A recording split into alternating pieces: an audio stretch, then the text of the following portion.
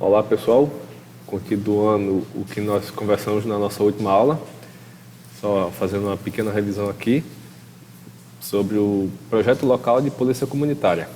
Então, na primeira etapa lá, a gente trabalha na rua, né? Faz toda aquela identificação das lideranças locais, seja em associação, escola, posto de saúde, rádio comunitária, o que for.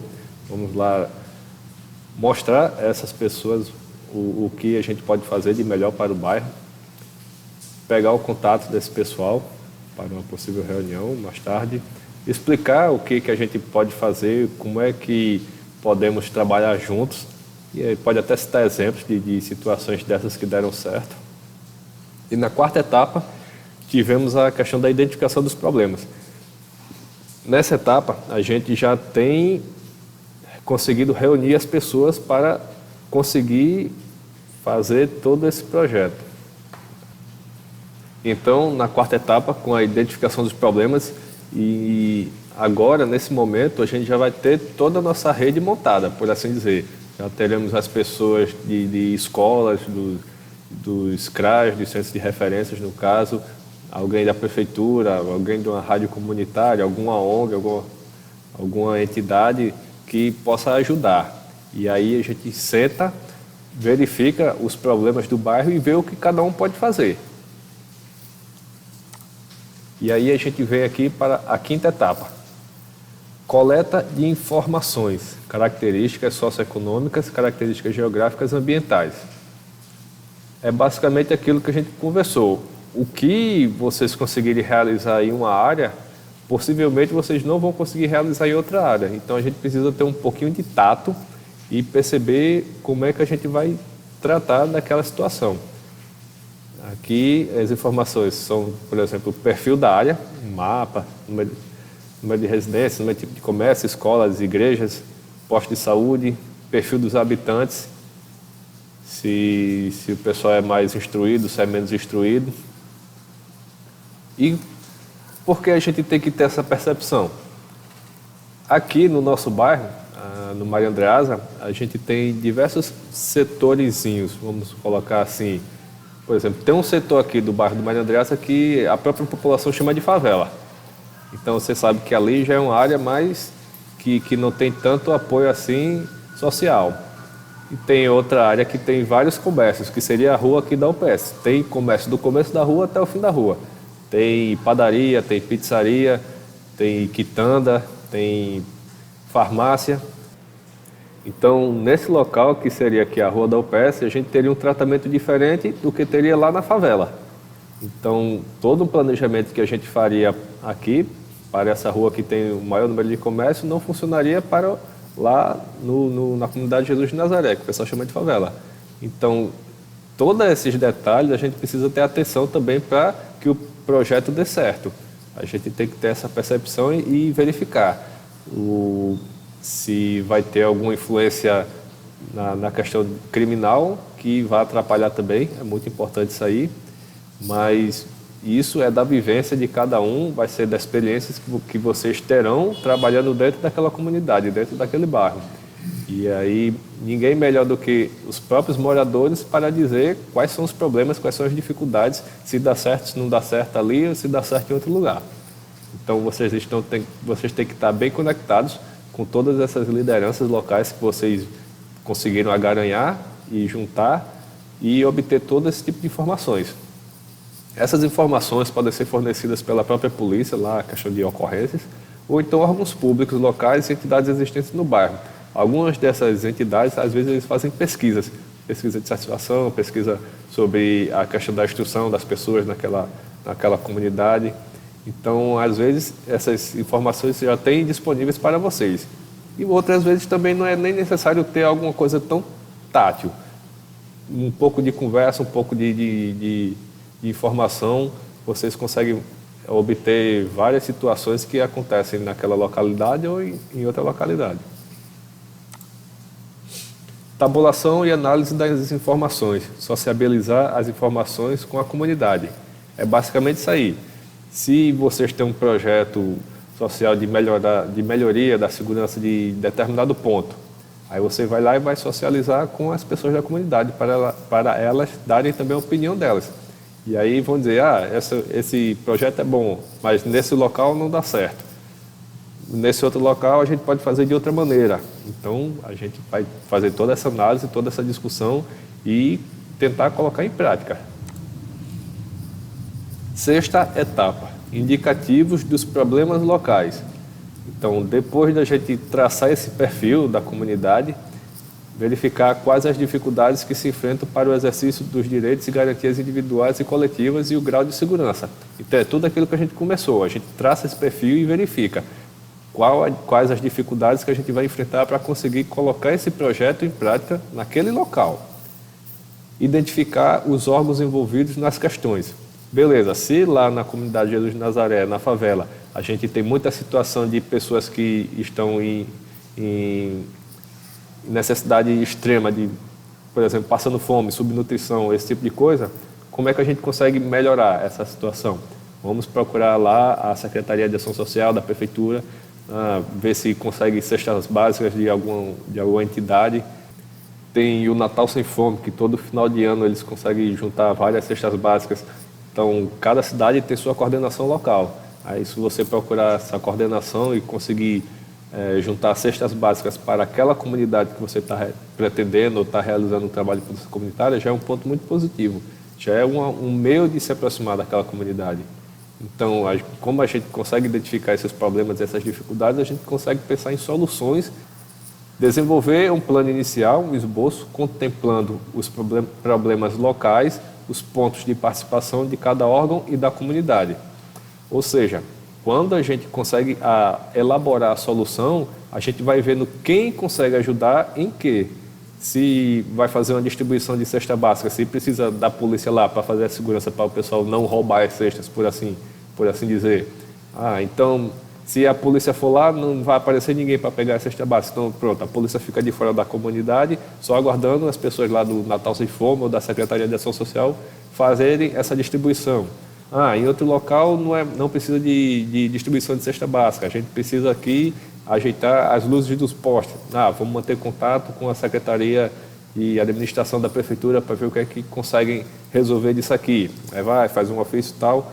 Nem tudo vai ser possível ser resolvido apenas com a Polícia Militar. Na verdade, uma minoria das problemáticas que surgem da comunidade vai ser a gente que vai resolver, mas a gente vai ser um meio de solução para eles.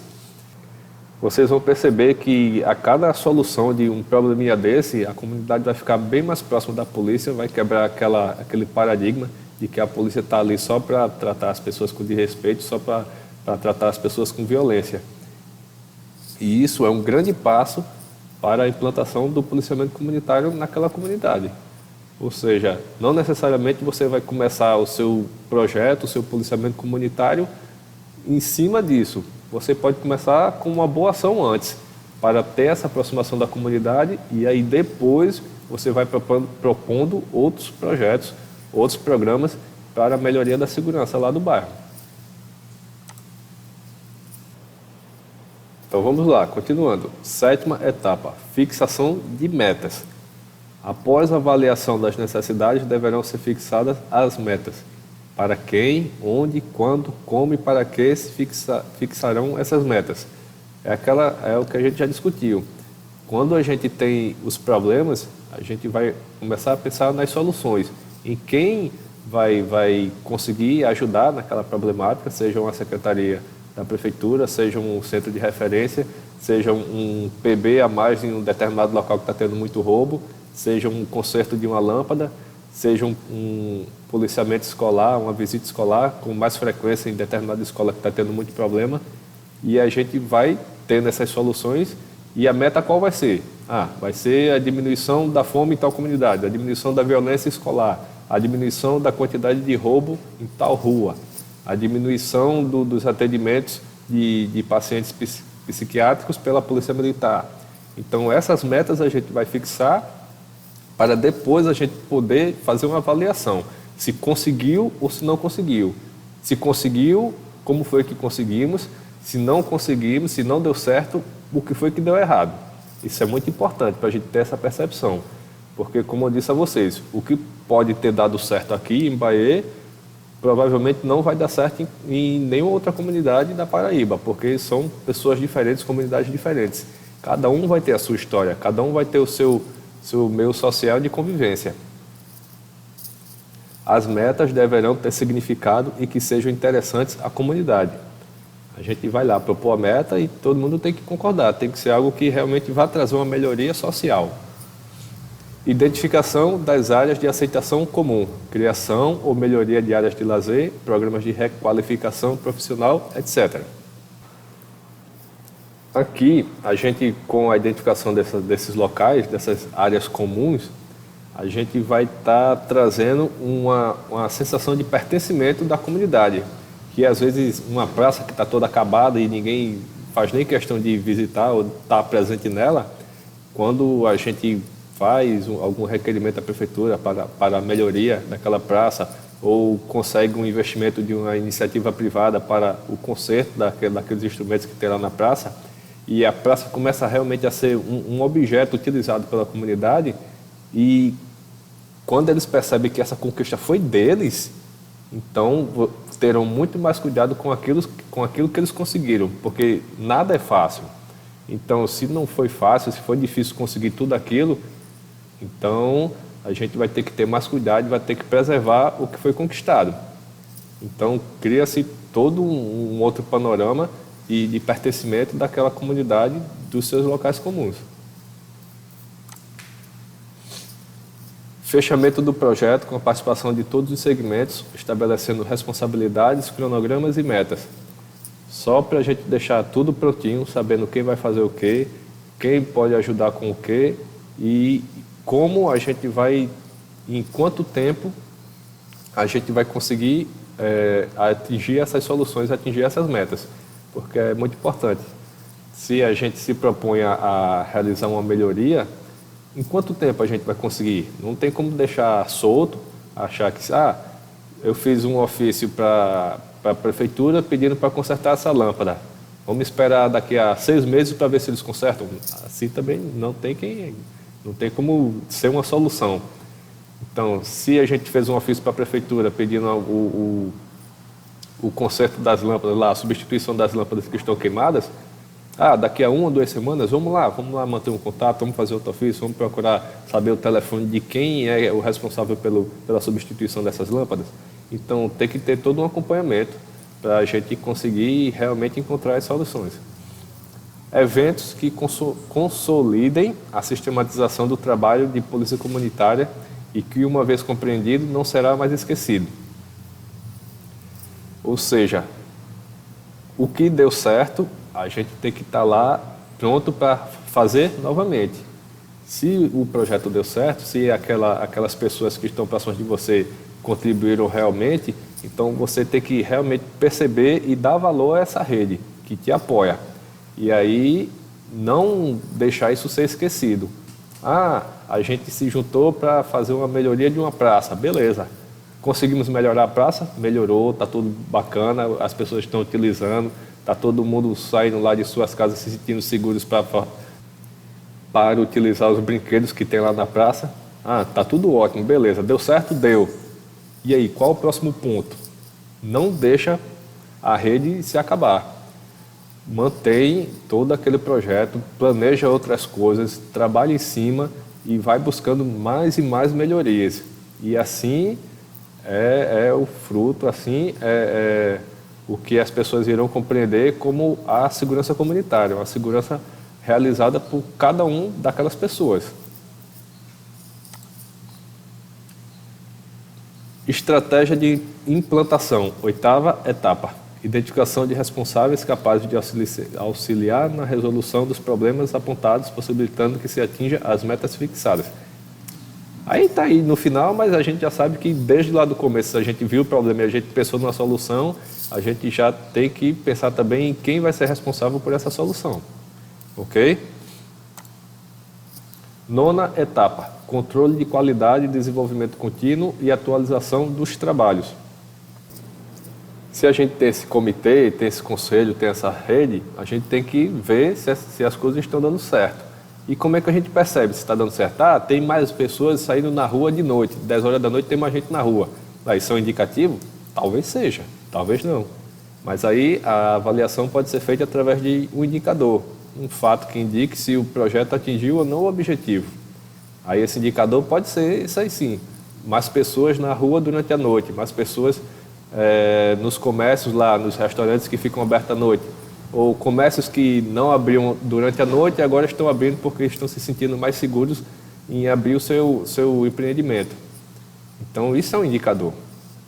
Dados estatísticos, acompanhamento da diminuição ou aumento da criminalidade referente às ocorrências na comunidade. Os dados, aí a gente vai obter pela questão da polícia, pelo 190, se está tendo muito chamado ao 190 ou não. E esses dados são interessantes porque, às vezes você pode bolar um projeto sobre violência doméstica. Vamos fazer uma divulgação maciça, utilizando a Secretaria de Políticas Públicas para Mulheres, e realizar palestras em escolas, igrejas, em centros comunitários, e até na rua mesmo, na praça pública, para incentivar as mulheres a realizar mais denúncias contra os seus maridos, porque menos da metade das mulheres que sofrem violência doméstica denunciam. E aí, qual vai ser o desencadeamento de todas essas palestras, de toda essa divulgação sobre violência doméstica? Muito provavelmente vai aumentar a quantidade de denúncias. E isso não quer dizer que seja ruim, vai ser bom, porque a gente vai estar influenciando mais mulheres a realizar essa denúncia contra os seus agressores. Então, a gente tem que estar atento nesses dados estatísticos também. Se deu certo toda a divulgação, ou se diminuiu, e aí talvez não tenha dado tanto certo. Pesquisas com levantamentos, registros de ocorrências e questionários sobre o grau de satisfação da comunidade se continua temerosa. O que acontece? Quando a polícia se propõe a realizar esse tipo de trabalho junto com a comunidade, todo aquele paradigma que advém lá da época da ditadura, de as pessoas acharem que a polícia é truculenta, isso vai diminuindo. E as pessoas da comunidade começam a perceber a polícia como parte da comunidade, como parte do bairro, como parte da solução dos problemas. Então, a gente consegue um apoio muito maior e muito mais forte para futuros projetos. Contato pessoal com a comunidade. Isso aí é aquela percepção visual, aquela percepção normal de você estar lá realizando o seu trabalho na Rádio Patrulha e começar a ter um contato, um diálogo com as pessoas que você vai se deparando na rua.